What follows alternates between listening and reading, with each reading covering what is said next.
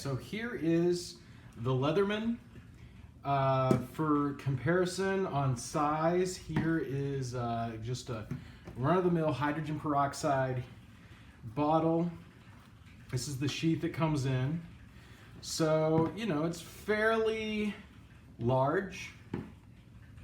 It looks like it might be just a little bit larger than some of the other Leatherman tools, but this one has a special feature in that you don't need to like flip it open to get it open. It has a different opening mechanism that allows you to do it with just one hand. As you can see, there's some reflection here. This is this grip that I added. It's just very grippy here, here on the sides where I need it to be grippy, because the pliers, they come out the top here. Theoretically, you can use this with one hand. So with one hand, you may be gripping something, you need to just grab this, you pull it out with your right hand. You can push these buttons in on the side and then basically let gravity do the rest. And now you got your pliers out and you can fix whatever you need fixing. It's a little harder to close it with just one hand, but you can theoretically, you know, you can do that. Get it open, get it closed. Another reason I wanted to add the silicone grip is because it's so easy to pinch your hand when you're using these. I've pinched the fire out of my hand so many times with the silicone grips. It gives you more of a warning, and it also, you can even pinch yourself a little bit and it won't, you know, hurt you. Here is a closer look. You can see I'm not an expert with this silicone. It doesn't make it look better, but it sure does make it grippy. So that took almost no time at all. That was about 10 minutes of work. So, so a great addition. I'll put a link to this in the description, as well as where you can buy this. I bought mine off Amazon.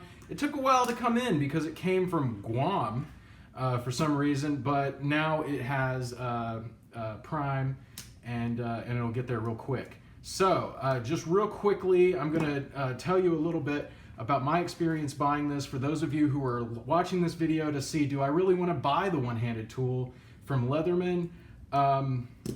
This one cost about 90 bucks. When I first got it, I had to spend like half an hour wiping all the oil off of it. Now some of you may say, oh, that oil's important, it should be there. But when you're wearing khakis and different things, that oil can actually stain things. You know, it was dark, it was getting on my hands when I was using it. So I just wiped it down. I pulled out all the tools, wiped it down thoroughly. Took a while to actually get it to where the cloths were coming back white instead of dark with all the oil on it. So will that cut down on the life of this and make it rust sooner? Maybe, but while I'm using it, I don't want to get junk on my hands.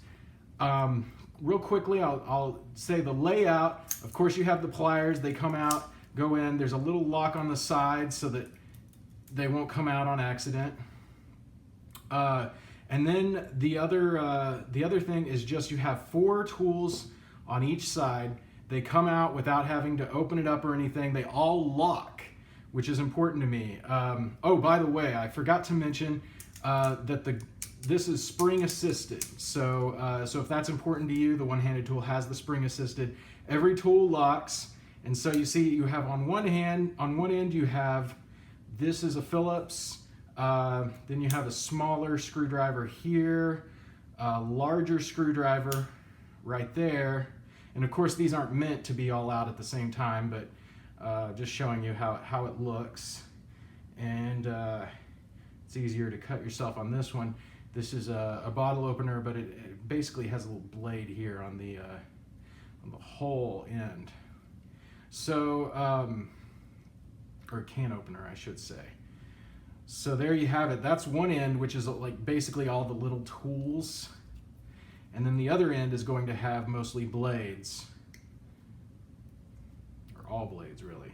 So that was the top end. The bottom end, you'll have, what you have here is a serrated blade. Of course, this is locking, and if you can see it in the video, behind the blade, where the blade sits, is just this little piece of metal, that is flimsy. You push it down, and it's important to push it down as close to the top as possible. You push it down in order to undo the lock, and then you'll be able to close it.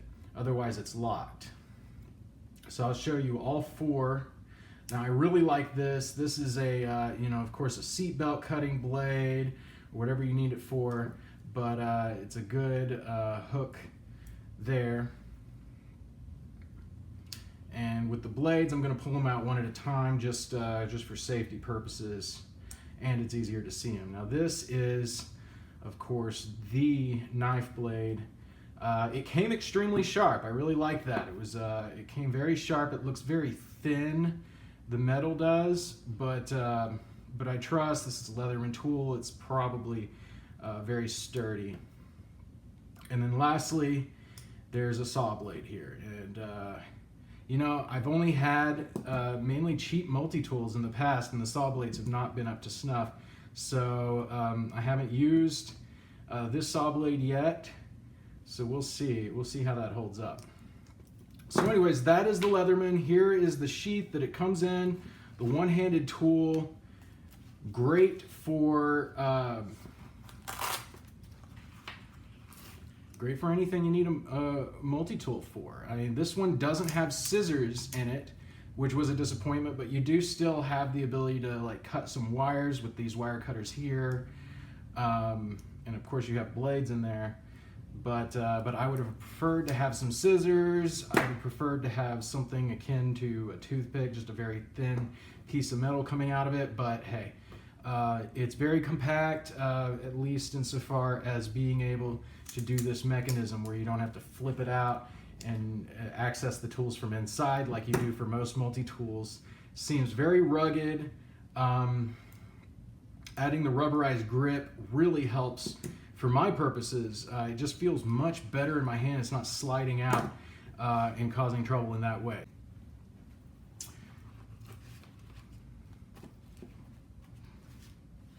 Thanks for watching. Please like and subscribe, and stay tuned for more videos on survival and prepping.